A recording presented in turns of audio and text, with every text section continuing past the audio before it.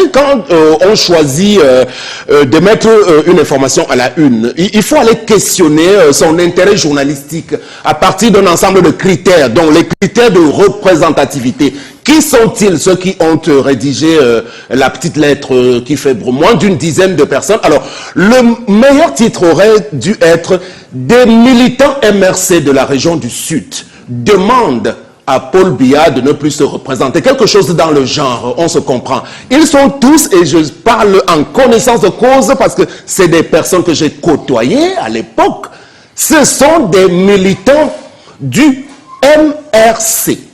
Monsieur Abba Oyono, Jean Calvin, est aujourd'hui un sympathisant, il revient du grand meeting. Alors, vrai faux grand meeting de Paris, c'est lui qui a instrumentalisé ce petit monde en se faisant passer pour la grande élite du Sud. Alors, je vais vous dire ce qu'est le Sud, hein, en quelques mots, si vous me donnez quelques temps. D'ailleurs, je revendique d'ailleurs un peu plus de temps de parole sur ce sujet, hein, tout au long du débat.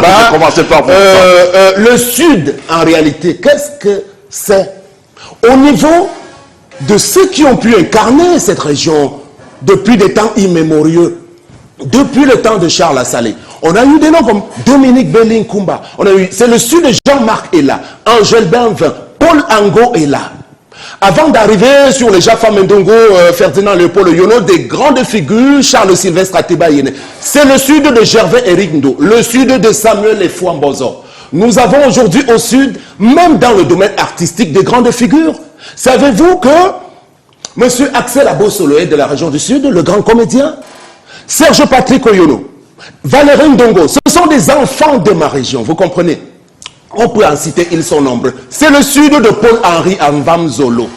Il y en a beaucoup plus qui peuvent parler au nom de cette région. Même en cette période, vous savez, le mois est haïssable, donc moi je ne veux pas citer mon nom là-dedans, mais nous avons eu à l'époque à porter les causes de cette région-là.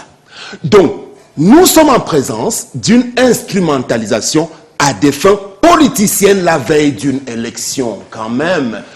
Aujourd'hui, nous ne sommes pas en train de dire que tout a été rose dans cette région. Mais je m'en vais assez rapidement brosser un kaléidoscope de quelques-unes des réalisations de Paul Biya en direction du Sud. Encore que nous ne voulons pas, ici, laisser croire que, parce que M. Biya est originaire, ressortissant de cette région, il devait être président de la République au bénéfice des ressortissants du Sud. Non, c'est un président de la nation, un homme-nation, comme l'a relevé le professeur Jacques Famendongo. Et c'est l'une des choses d'ailleurs qui font qu'aujourd'hui, on aura le temps de beaucoup le regretter parce qu'il aura réussi à incarner vraiment la grande cohésion nationale. Il ne pourra pas être présenté comme le seul président du Sud. Ok, d'accord. Par la suite, vous me donnerez le temps. C'est votre premier jet.